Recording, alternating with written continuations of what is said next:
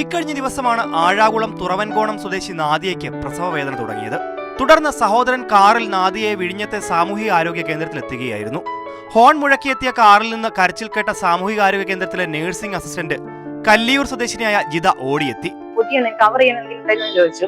അപ്പൊ അവരുടെ കയ്യിൽ കർട്ടനായിട്ട് പിടിക്കാൻ വേണ്ടി മുണ്ട്, ഫുൾ മുണ്ട്, സാധനം മുണ്ട് കീറിയൊക്കെയാണ് എടുക്കുന്നത്. അതിനുള്ള സൗകര്യം ഇല്ലാത്തതുകൊണ്ട് ഫുൾ മുണ്ടിനെ വെച്ച് എങ്ങനെയൊക്കെ ഞാൻ കവർ ചെയ്തൊക്കെ കയ്യിൽ വെച്ച്. കുഞ്ഞിന്റെ തല അപ്പോഴേക്കും പുറത്തെത്തിയിരുന്നു. ആദ്യമൊന്ന് പതറിയെങ്കിലും ജിത ആത്മവിശ്വാസം കൈവിട്ടില്ല. ഡോക്ടറും എത്തി. സാമൂഹികാരോഗ്യ കേന്ദ്രത്തിൽ ഗൈനക്കോളജിസ്റ്റോ പ്രസവ വാർഡോ ഇല്ലാത്തതിനാൽ തൈക്കാട് സ്ത്രീകളുടെയും കുട്ടികളുടെയും ആശുപത്രിയിലേക്ക് റഫർ ചെയ്തു. ആശുപത്രിയിലെ 108 ആംബുലൻസ് സഹായം തേടിയെങ്കിലും വാഹനം ഒഴിവുണ്ടായിരുന്നില്ല.